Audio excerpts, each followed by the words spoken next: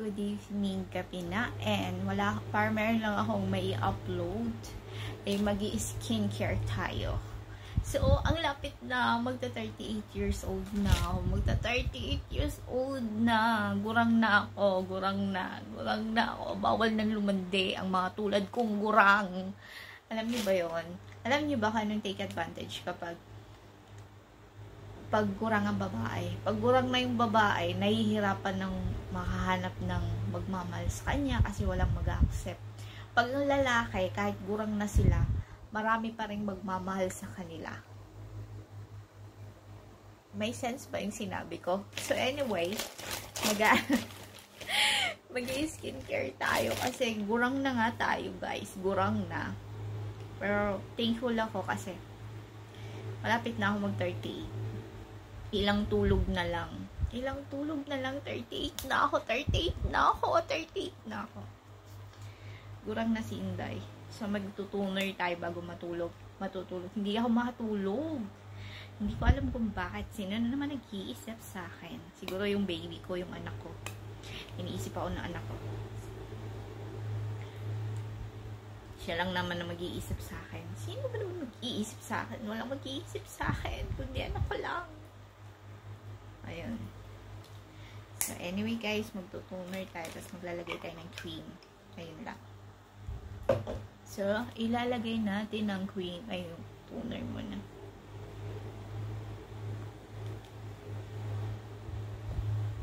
Magtutuner tayo. Ayan, namula na ako. Namula na si Inday. Ayan, Inday Garuta. Tuner tayo. Alam niyo ba kung anong wish ko sa birthday ko? Di bali nang mahirap ako, wag lang ako magkasakit. Wag lang magkasakit yung anak ko. Yung mga taong mahal ko sa buhay. Wag lang magkasakit. Kasi pinaka-importante dyan pag wala kang sakit, patuloy ka makakapagtrabaho. Tapos, kontento naman ako sa buhay ko. Hindi na ako naghahangad ng kung ano-ano pa. Masaya ako sa buhay ko na kung ano yung meron sa akin. Kasi, hindi ako pwedeng magreklamo sa Panginoon kasi yun ang bigay niya sa akin diba? Ayan. Masaya naman ako kahit lang yung kinakain ko minsan sardinas lang, noodles, ganun. Masaya na ako. Tsaka yung okay yung anak ko, masaya na ako yun. Hindi na ako maghahangad ng ano. Pero kung papalarin ako na kumita ng malaki, ganun. Gusto ko sanang mag-travel kami ng anak ko. Hindi naman masamang mangarap, diba? Pero gusto ko na i-travel yung anak ko. Gusto ko nga siyang kunin papunta dito sa Singapore. Kaso, ayaw nung tatay. Hindi siya payagan nung tatay. Ayaw niyang ipahiram sa akin yung anak ko. So anyway, okay lang. Pagdating ng araw, makakasama ko rin siya.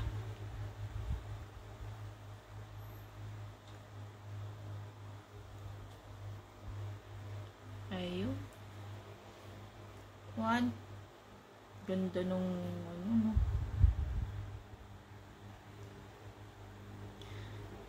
Ayan.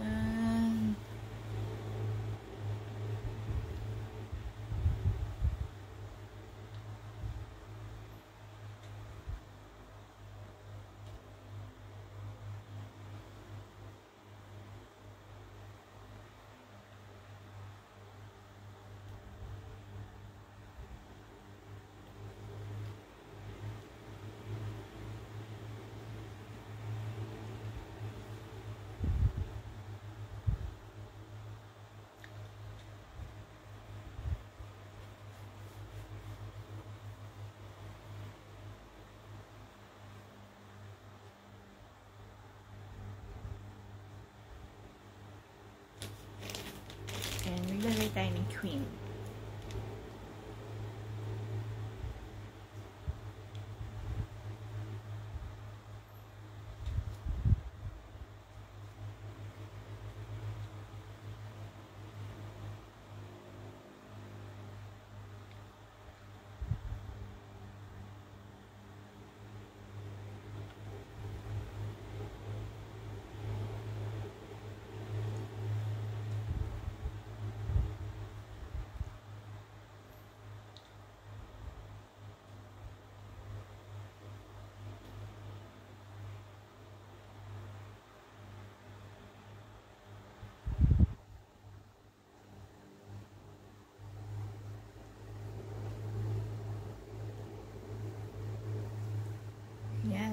done.